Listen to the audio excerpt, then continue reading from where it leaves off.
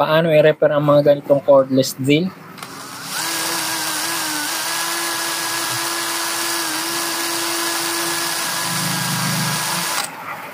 Sa reverse, gumagana. Sa forward, ayaw na gumana.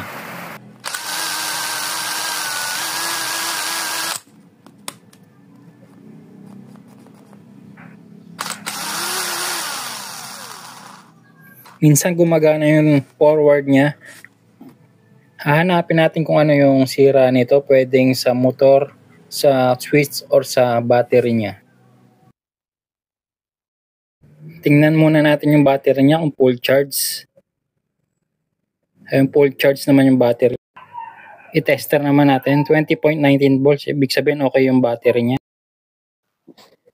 Hanapin na lang natin yung switch niya at saka yung sa motor kung ano yung problema. Bali, kailangan buksan ng cordless drill na to.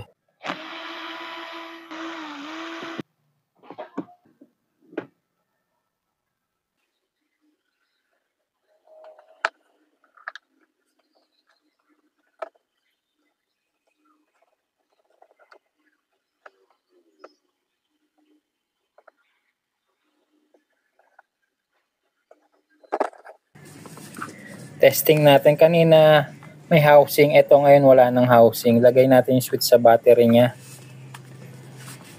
Sabay pipindutin yung switch. Kung gagana. Hindi gumagana. Lipat natin yung selector niya sa reverse forward. Ayun. Yun lang yung gumagana sa reverse forward.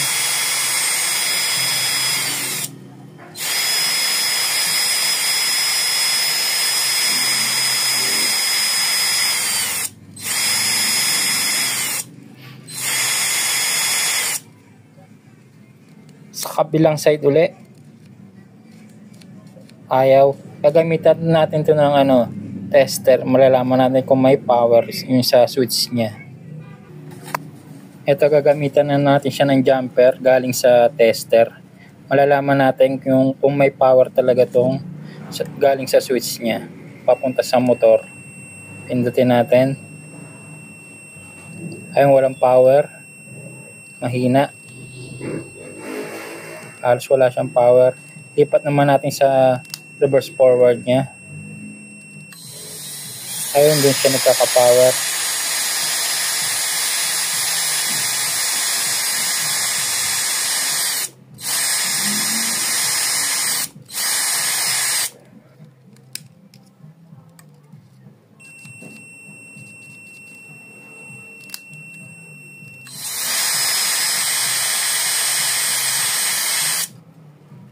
Switch yung problema nito. Palitan na itong switch.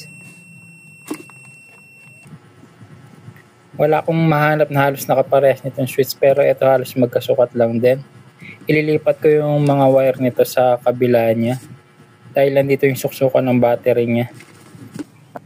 Ito na, nalipat ko na yung mga wire niya. Yung sa switch niya. Nalipat ko na sa bago. Naiwan na lang sa ground niya. Sa kabila kasi walang ground.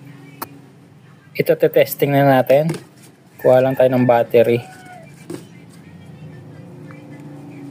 Suksok lang natin maigi sa battery para maganda yung pasok ng kuryente niya. Ito natin malalaman.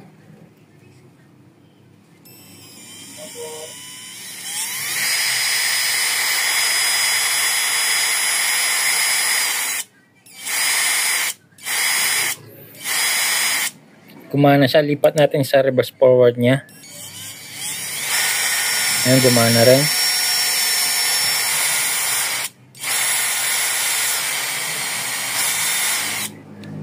Okay na. Switch lang pala yung problema niya, kaya napalitan natin siya ng bagong switch.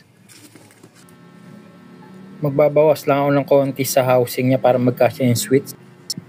Ito yung gear niya, medyo madumi na rin. Tsaka lilinisan ko na rin to kasi natuyuan na siya ng grasa. Malinis na yung gear niya, tapos nalagyan ko na rin siya ng bagong grasa.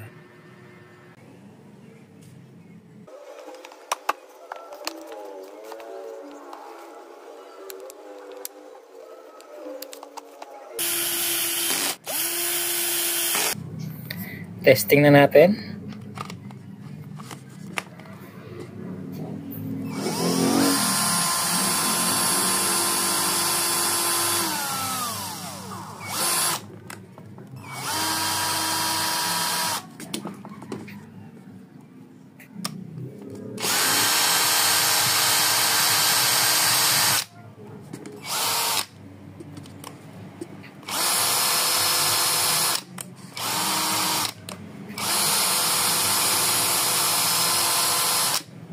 Ayun, sana may natutunan kayo kung paano i-repair yung mga ganitong cordless drill na nasira na.